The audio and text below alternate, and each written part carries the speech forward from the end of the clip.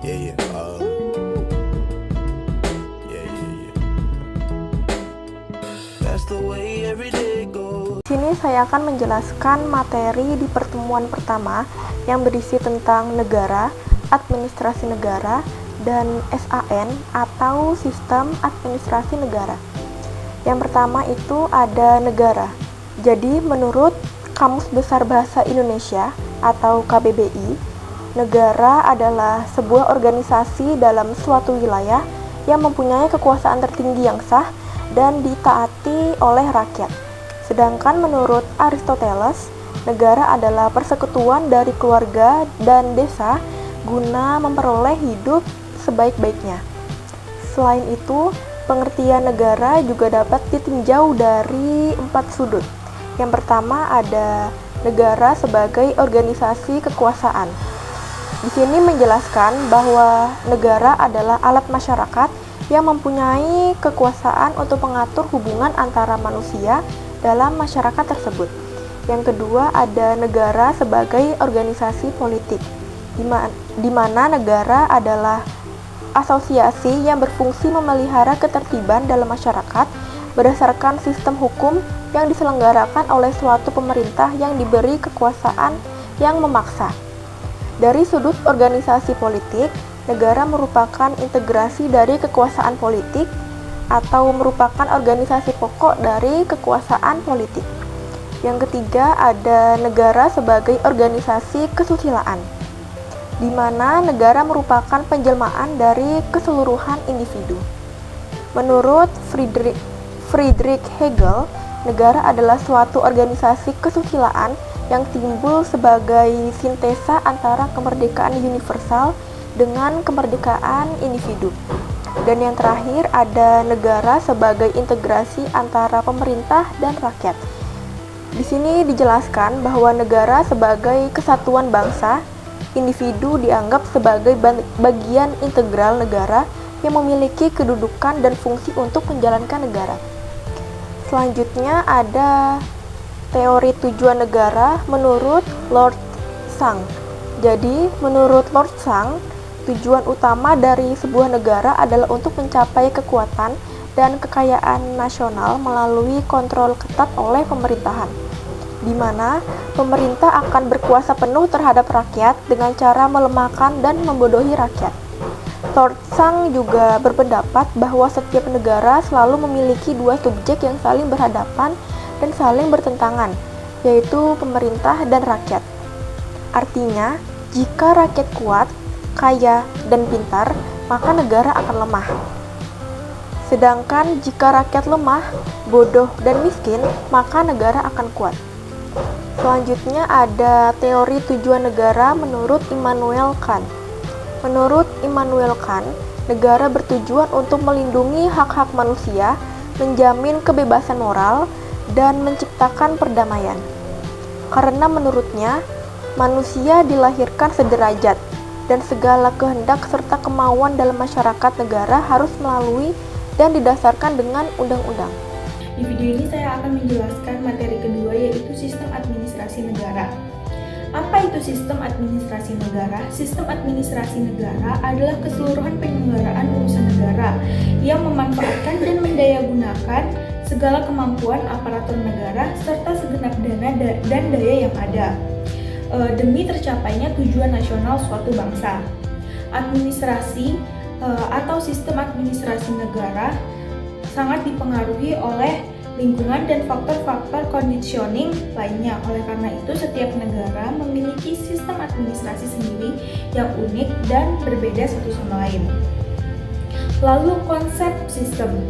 Menurut Kamus Terbaru Bahasa Indonesia tahun 2008, sistem adalah seperangkat unsur yang secara teratur saling berkaitan sehingga membentuk suatu totalitas.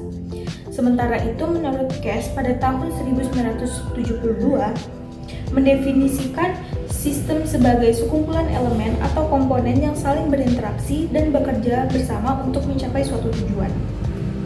Lalu administrasi negara. Administrasi negara berinteraksi dan dengan sistem-sistem lainnya yang merupakan faktor-faktor lingkungan atau ekologi, baik yang bersifat alam maupun sosial. Hal ini penting untuk dipahami karena tidak ada dua negara yang sistem administrasinya itu benar-benar sama. Setiap negara ini memiliki keunikan sendiri dalam membentuk sistem administrasi, mulai dari kondisi geografis, budaya, politik, ekonomi, hingga sosial masyarakat.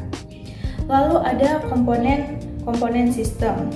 Sistem ini memiliki tiga elemen utama. Yang pertama ada input, proses konversi, dan output. Yang pertama itu input atau masukan, yang terdiri dari cita-cita dan kehendak bangsa, serta dana dan daya, serta dukungan atau tantangan dari masyarakat. Lalu proses konversi yang mencakup struktur organisasi, proses pengambilan keputusan, pengalaman, dan keahlian pribadi aparatur, serta proses kontrol. Lalu yang terakhir ada output, luaran, yaitu barang dan jasa, baik positif maupun negatif, yang dihasilkan untuk masyarakat. Dan yang tidak boleh dilupakan yaitu adanya feedback atau umpan balik dari masyarakat yang akan menjadi input baru bagi sistem. Seluruh proses ini juga dipengaruhi oleh faktor conditioning lainnya. Saya akan membacakan materi pertemuan ketiga yang berjudul Sistem Penyelenggaraan Negara dan Sistem Penyelenggaraan Pemerintahan Negara. Yang pertama itu ada persamaan SPN dan SPPN. Persamaan dalam SPN dan SPPN adalah dalam unsur. Yang pertama itu unsur tujuan, diatur dalam pembukaan Undang-Undang Dasar 1945 dalam alinea keempat. Yang kedua ada unsur kerjasama, yaitu aparatur secara horizontal atau vertikal, komponen dalam masyarakat, komponen aparatur negara dengan masyarakat, sektor pemerintah atau negara dengan masyarakat.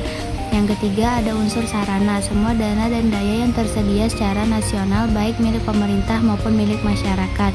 Yang kedua ada perbedaan SPN dan SPPN. Sistem SPN dan SPPN memiliki perbedaan dalam hal unsur manusia dan tugasnya. Dalam SPN unsur manusia adalah pihak aparatur negara dan seluruh rakyat, dan tugasnya adalah penyelenggaraan kehidupan negara dan bangsa dalam segala aspeknya. Sedangkan SPPN unsur manusia adalah pejabat lembaga pemerintah atau eksekutif dengan tugas sebagai penyelenggara keseluruhan kekuasaan pemerintahan. Yang ketiga itu ada administrasi negara sebagai sistem. Administrasi negara sebagai sistem berarti penyelenggaraan negara terdiri dari beberapa unsur yang saling berkaitan, yaitu input, proses, output, dan feedback.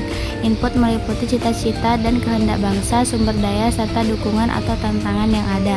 Semua input tersebut diproses melalui struktur organisasi, pengambilan keputusan, pengalaman aparatur, dan pengawasan. Hasilnya disebut output, yaitu barang dan jasa atau goods and services yang diberikan kepada masyarakat yang bisa berdampak positif atau negatif. Setelah itu masyarakat memberikan umpan balik atau feedback untuk evaluasi dan perbaikan. Sistem ini juga dipengaruhi oleh lingkungan fisik dan non-fisik seperti ideologi, politik, ekonomi, sosial budaya, serta pertahanan dan keamanan. Yang keempat ada administrasi negara sebagai proses manajerial. Administrasi negara sebagai proses manajerial adalah rangkaian kegiatan untuk mencapai tujuan nasional berdasarkan cita-cita bangsa. Proses ini dilakukan melalui fungsi manajemen, yaitu perencanaan, pengorganisasian, menggerakkan, dan pengawasan. Pelaksanaannya dipengaruhi oleh bidang politik, ekonomi, sosial budaya, pertahanan keamanan, serta faktor demografi dan sumber daya. Output yang dihasilkan akan menjadi input untuk tahap berikutnya sehingga prosesnya berjalan terus-menerus sampai tercapai tujuan jangka pendek, menengah, dan akhirnya tujuan nasional. Hari ini saya akan menjelaskan materi mengenai sistem administrasi negara, yaitu sistem penyelenggaraan negara. Yang pertama adalah pengertian SANI atau SANKRI. Dalam arti luas, SANKRI dikenal dengan sebutan Sistem Penyelenggaraan Negara atau yang disingkat SPN, yang merupakan suatu sistem penyelenggaraan kehidupan berbangsa dan bernegara dalam segala aspeknya. Hal ini juga memanfaatkan atau mendayagunakan kemampuan aparatur negara dan seluruh rakyat. Yang kedua, dalam arti sempit, yaitu disebut dengan Sistem Penyelenggaraan Pemerintahan Negara atau SPPN, yaitu sistem penyelenggaraan kekuasaan pemerintah eksekutif dengan asas-asas pokok SPN, Bedanya, hal ini memanfaatkan atau mendayagunakan kemampuan pemerintah dan segenap aparatur pemerintah. Yang selanjutnya adalah unsur pendukung dan tujuan. Dalam arti luas maupun arti sempit, hal ini dilaksanakan dengan 3 hal, yaitu yang pertama dana dan daya, yaitu memanfaatkan segala sumber daya yang tersedia secara nasional. Yang kedua adalah tujuan utamanya dilakukan demi tercapainya tujuan bangsa. Dan yang ketiga yaitu tugas, dilaksanakan demi terlaksananya tugas nasional atau negara secara efektif. Yang berikutnya adalah kesisteman SPN dan SPPN. Terdapat beberapa subsistem dalam hal ini, yaitu yang pertama subsistem manusia. Dalam SPN melibatkan unsur aparatur negara dan seluruh rakyat, sedangkan SPPN melibatkan pejabat lembaga pemerintahan atau eksekutif. Yang kedua, subsistem tujuan. Kedua sistem ini memiliki tujuan yang sama, yaitu untuk melindungi bangsa dan tumpah darah Indonesia, memajukan kesejahteraan umum, mencerdaskan kehidupan bangsa, dan ikut melaksanakan ketertiban dunia. Yang ketiga, subsistem tugas. Dalam SPN, penyelenggaraan kehidupan dan negara, bangsa, dan segala aspeknya.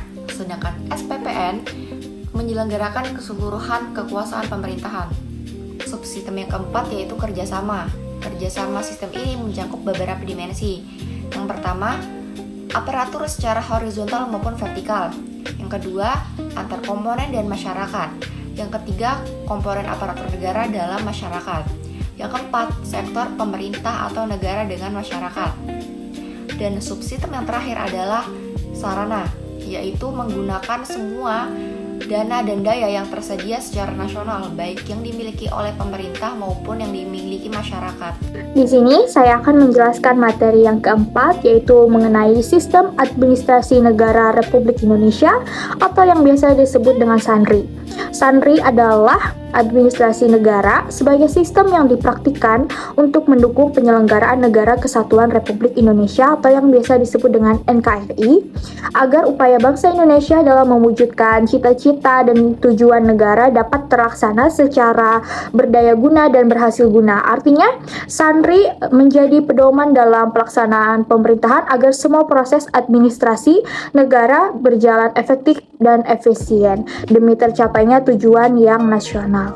Administrasi negara memiliki landasan utama. Yang pertama adalah landasan ideal, yaitu Pancasila sebagai dasar negara dan sumber hukum. Yang kedua, landasan konstitusional, yaitu Undang-Undang Dasar 1945 beserta perubahannya sebagai dasar hukum tertinggi dalam penyelenggaraan negara.